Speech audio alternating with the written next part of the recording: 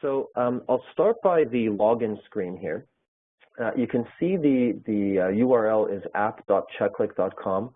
Before I get into creating an organization here, I just want to mention to everyone that once an account is created, whether you are the administrator of your training center or you're an instructor or a parent logging in, everybody logs in through this screen here.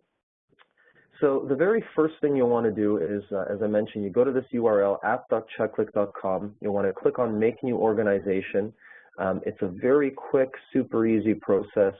There's just a few fields here, and then once you enter all these fields, you click on Start Free Account. And there's a few time-saving features, like you can type in an address and it'll pop up the nearest match to where you are locationally. So there's a few quick features there. I won't go into creating an organization because I've actually already created one, so I can show you what one looks like once it's populated with a few people. So I'm going to log in here, and the first thing you'll see is you can see there's a few tabs up top here. There's a people list. The first thing I'll mention is that once you create your account, obviously I have some additional people in here. When you create your account and start from fresh, you will only see yourself here. So for example, Trevor Rosenthal is the manager of this ISA local training center, which is what I'm logged in under.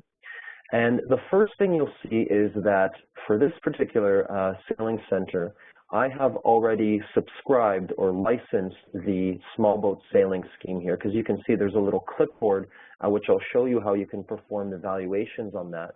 But the very first thing is in your people tab here. This is where you see a list of all the people in your database. They're all differentiated by what we call these little tags here, and I'll show you how those work a little later. But the bottom line is that this page here is where you'll see a list of all the people in your organization.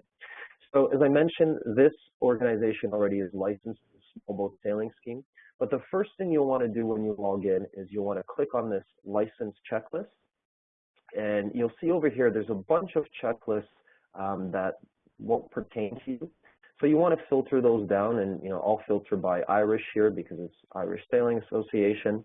And you can see that this is telling me that for this organization, I've already licensed these particular this scheme, the small boat sailing scheme. If I want to license this small boat sailing scheme, but the advanced version, I can do that here. And what I would do is I would click on license, and then I can go to agree Irish Sailing Terms and Conditions, and then I would send the license request, and then ISA would receive an email and approve my license, and then it would give me access to that particular checklist, which now if I go back to this people page, I would see that checklist here, okay? Let's go back here for a second because there's one thing I want to mention. I'll go back to, so if I filter down my Irish Sailing Association here, you'll see that there's terms and conditions here. So when you're licensing these programs, you want to read through the terms, and ISA will ensure that these are updated here. So before you license the curriculum, you'll be able to read the terms and conditions, and actually you'll have to agree to those terms before sending your request to the ISA, okay? So we'll go back to this people page here, and the very first thing you'll want to do is you'll click on this organization tab. After you license your checklist and send that request, you'll want to go to this organization tab, and down here you'll see that there's just some basic information about the organization, the training center. Down here you can upload a logo.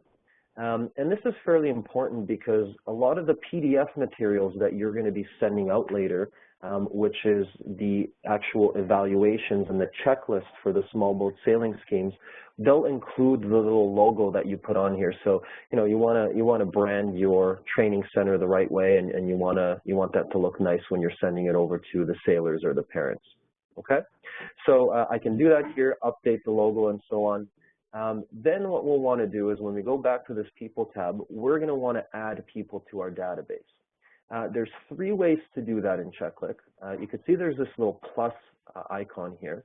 If I click that, I can add a person at a time, I can add an evaluator, or I can add people via spreadsheet.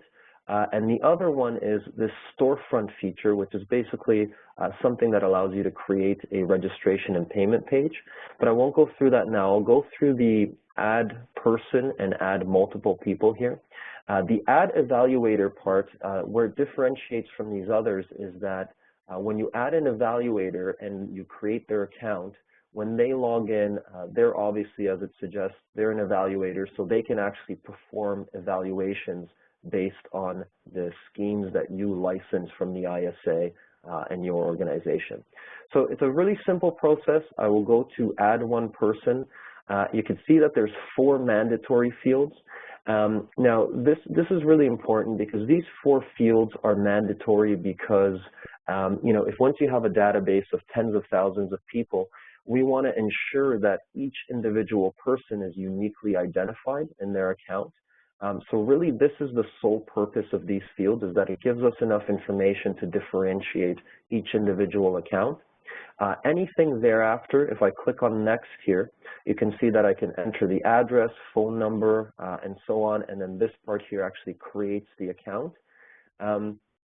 Just something to note that the more information you enter, the more data we'll be able to provide you and the more features you'll be able to use. For example, if you enter the phone number, there's a calling feature where, you know, you can tap the phone icon and you can make a call directly to that person. The other thing I will mention is as soon as you add a person, so when I go through this final step and I go to create person, it's going to add that person to the Checklick database, and it will send an email to that person, and it'll tell them that you know, so-and-so organization or training center has added you to the Checklick database.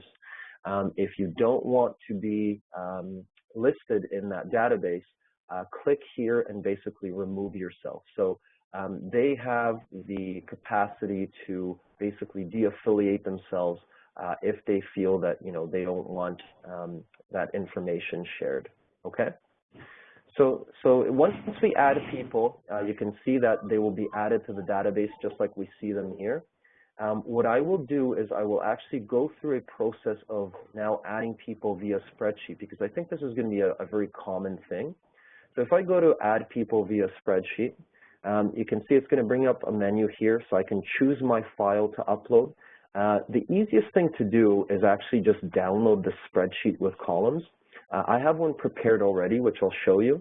And basically that spreadsheet looks like this. So you can see that here's the spreadsheet, and it coincides with these fields here. So you can see on the column names, it tells you which ones are mandatory. And then additionally, it tells you if you don't enter information for any of these other ones, you know, this is the information that Checklick will automatically include. But if you do want to enter information here, you can do that, you know, such as gender and language preference and such.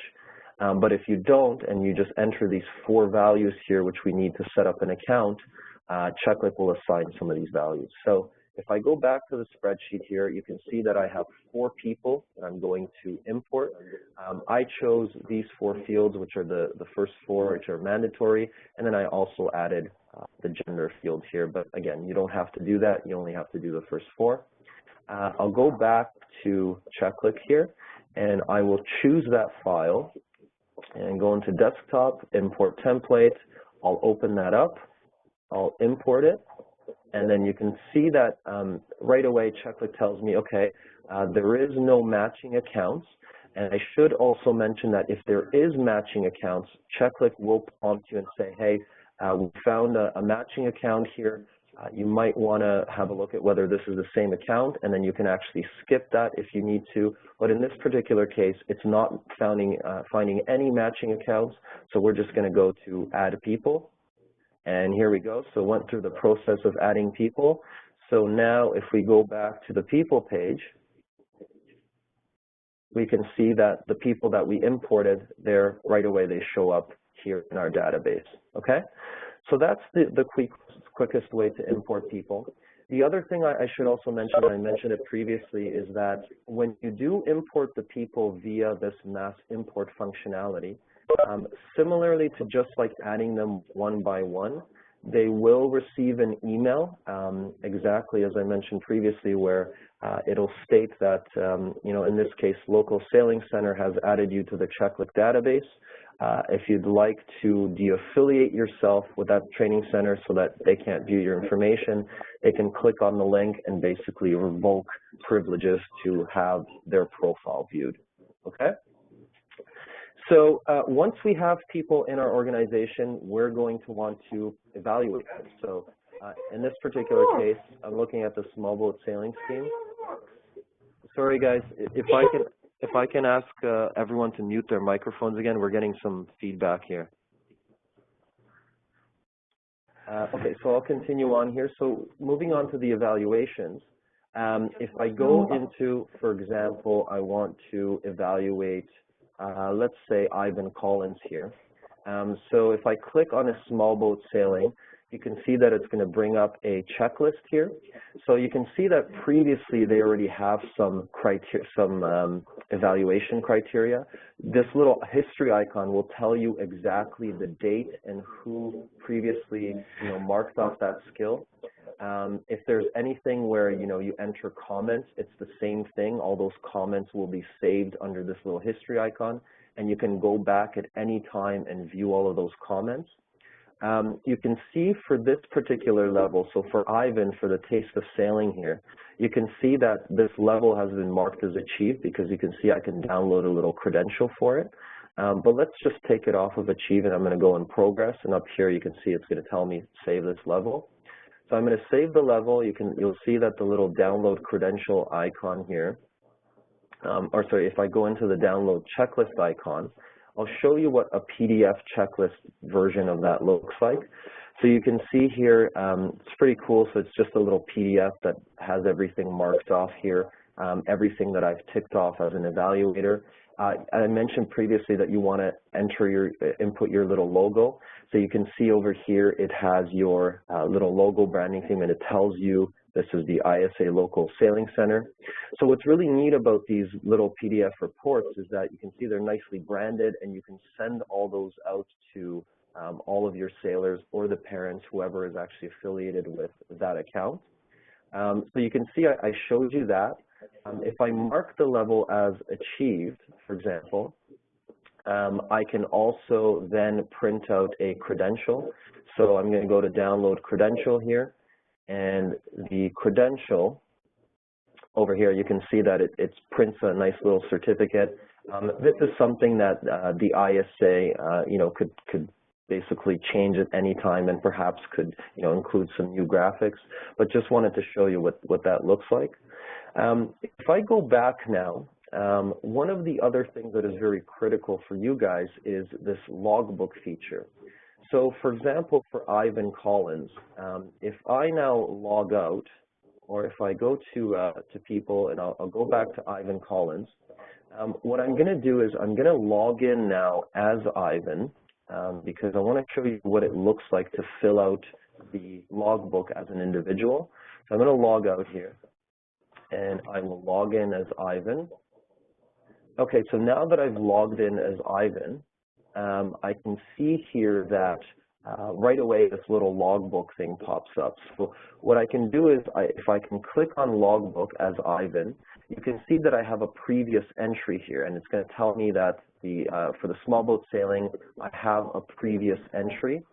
And then if I want to make a new entry based on the logbook, so for example, for the small boat sailing logbook, I choose the template, and then I can enter a bunch of information here. So once I do that and I add to entry logbook, it'll give me, exactly what you see here, which is just a detailed list of everything that I've entered in my logbook here. So now when I enter that, and in your training center, if I go, I'm going to log out again, and I will go back to ISA Sailing Center. So now under Ivan, if I click on Ivan's name and I want to view his logbook, I can click on here as an evaluator from that training center, and I can actually see the logbook here. Oh, sorry. Learning me from doing that. Okay, so if I go into Ivan's profile here, I go into his checklist, you can see that I've got this little view logbook icon here. So if I click on that as somebody who's an evaluator or administrator of that sailing center, you can see that it's going to give me a specific breakdown of that entire logbook entry. Okay? So that's the logbook. I'm going to go back to the people page because there are some features here that are big time-saving features, and we call this the action menu. So if I expand this action menu here, you'll notice a few things. For each individual person, I've got this little email icon and then also this phone icon. If I click on the email icon, I can attach the latest checklist, which I showed you the PDF version for, or I can attach the latest credential and I can enter a little message to this particular person and send them that email. But I can also do that for a bunch of people. So you can see here that I have 8 people, and I can select all 8 people, and you'll see the little check marks here. They'll disappear now, then I can select all 8 people.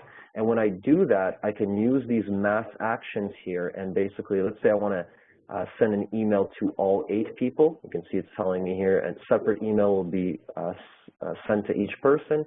So I can include, you know, the body of the paragraph, the subject line, and similar to as I did before, you know, let's say you have 3 evaluators, 3 instructors who are marking people on a daily basis or a weekly basis. You can log in from your training center and basically at the end of the week, you know, select whichever people you'd like to send the latest updates to. You can click on attach latest checklist, attach latest credential. You can even include a little link if they want to reset their password, and then I can send that to each one of these people. Okay. Additionally, there's other things you can do here. So I mentioned this little phone feature. Checklick is what's called, it's designed in a format that basically scales appropriately to any device, whether it's a mobile device or a computer. So I can click on this little phone icon here, and if I'm on a mobile device, I can just tap this here and I can make a phone call. So here it's going to ask me for FaceTime, which I don't want to do. But if you're on your phone, you just tap this and basically make a phone call right from here. If I want to download the latest checklist for all of these people, I can do that by clicking here, and it's going to give me a PDF printout of all of the latest checklists. So if I click on that, you'll see it's going to give me, so far I only have updates for Ivan, so it's only printing Ivan's, but you know, if I have 30 people here, it's going to print out a PDF for all 30 people. I can also download a spreadsheet. So this is a neat feature. If you just want a spreadsheet breakdown of all of those people, you can see that it downloads all the information if you want to import it to you know, another system, for example. The other thing that's really neat is these tagging features. So you can see here these little tags that, you know, automatically it's telling me that Ivan is affiliated with this local sailing center. Angus here is an evaluator because I've granted him evaluator privileges. But what's really cool is if I deselect all of these, like let's say I want to group them, these 3 people, for example, I want to group them into a tag called high school team, for example here. I'm going to tag those people with high school team, and now when I expand the action menu, you can see that there's this little high school team tag. So if I want to, for example, communicate specifically with a group and I want to tag them with a certain tag, if I just click on this tag now, it's automatically going to filter by those people, and then I just expose the action menu, and I can perform all of these mass actions on the group that I've selected here. So it's a nice little way to, you know, to kind of organize your entire database. I'm just going to clear all of this now. So we've gone through all the communication features and all the evaluation features. The last thing I will just show you quickly here is this storefront. I mentioned that there's a few ways to enter people into the system. There's this add icon where I can add people individually or mass upload people. The storefront is a pretty neat feature where you can basically launch a payment and registration page live. I'm not going to set up an account for this particular training center, but I'll show you what a finished one looks like. So for example, for this Venice Youth Boating Association that I'm logged in under here, you can see that, you set up your bank account, you set up your storefront URL, then you set up a little banner. You can require consent from people if you want them to require or agree to the terms of service for your organization. So I would just have to tick that off. And then down here is where you can create your courses that you want to sell. You can sell memberships, events, or even items on here. And then you can do various things like adding discounts specific to orders or to SKUs. You can create your own taxes, and you can even ask specific questions. And what that looks like, I'll just show you quickly here.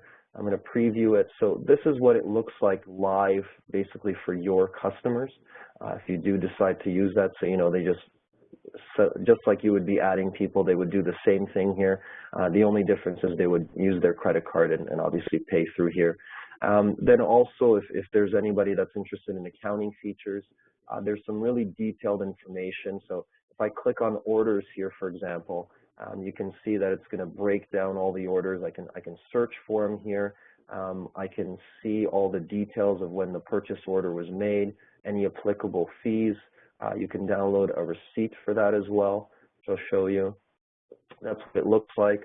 And then finally, you can view your bank transfers. So this is a detailed description of all the transfers that went into your bank account if anybody has made any purchases.